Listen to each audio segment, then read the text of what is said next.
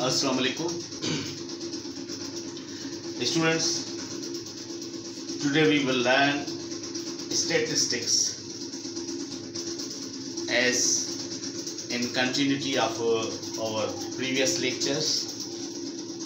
I have already mentioned you and explained you the importance of statistics, that it plays an important role. Statistics plays an important role in many subjects like the social sciences or even the physical sciences.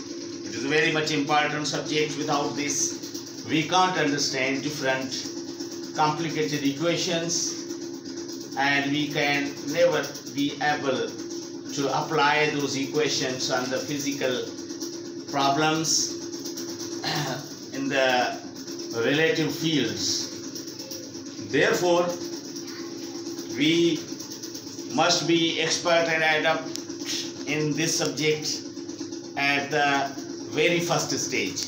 This is why a sophomore in the university, may he be in physical sciences or may he choose the social sciences, but you might have verified this thing that statistics is essentially taught to them in the first year because of its importance. Okay, students, we have to learn the basics of mean, median and mode. Today we have taken this subject, this topic, and we will very simply start, and then we will be there to extend these topics to further its applications and further its uses.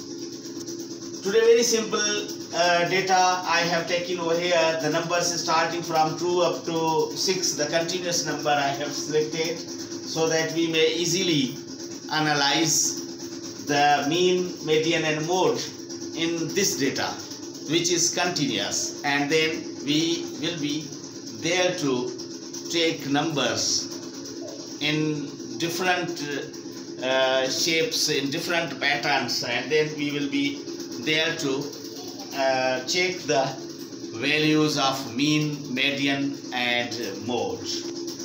Okay, students, as we know that mean is the sum of all numbers divided by number of elements.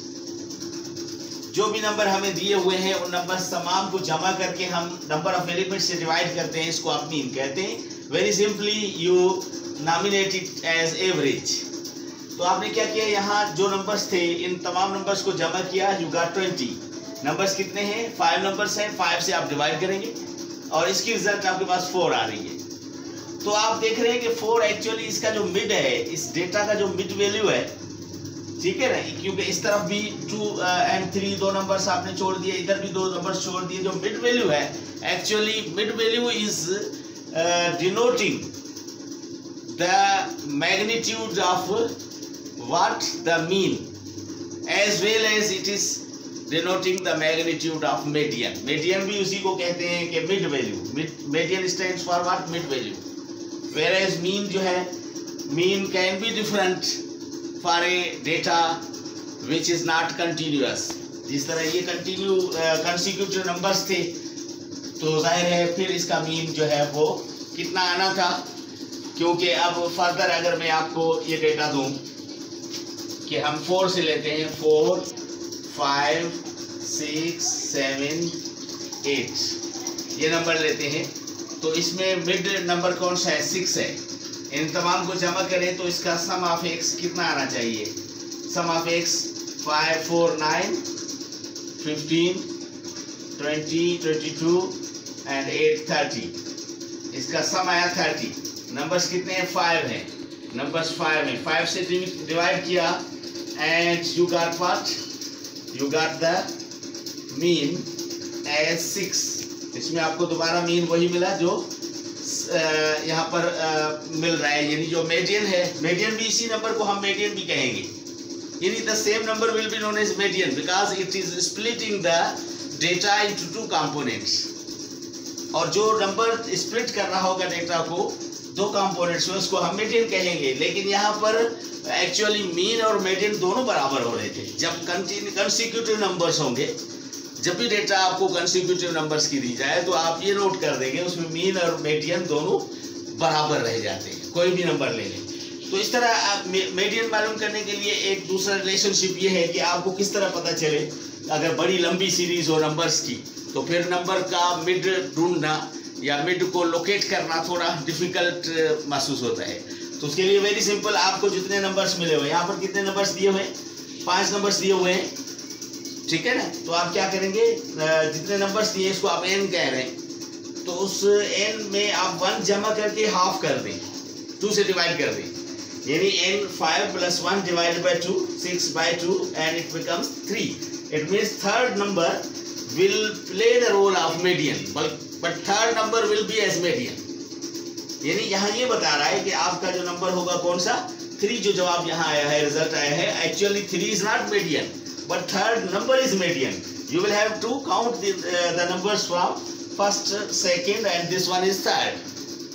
यानी आपको यहाँ ये जो formula दिया जा रहा है n + 1/2, it is not the formula for finding exact value of median. It determines the nth number कि कौन सी नंबर पर मीडियन आपका एग्जिस्ट कर रहा है। यानी मीडियन की एग्जिस्टेंस की लोकेशन फाइंड करने के लिए आप n + 1 divided by 2 से आप उसका मिड लोकेट करेंगे।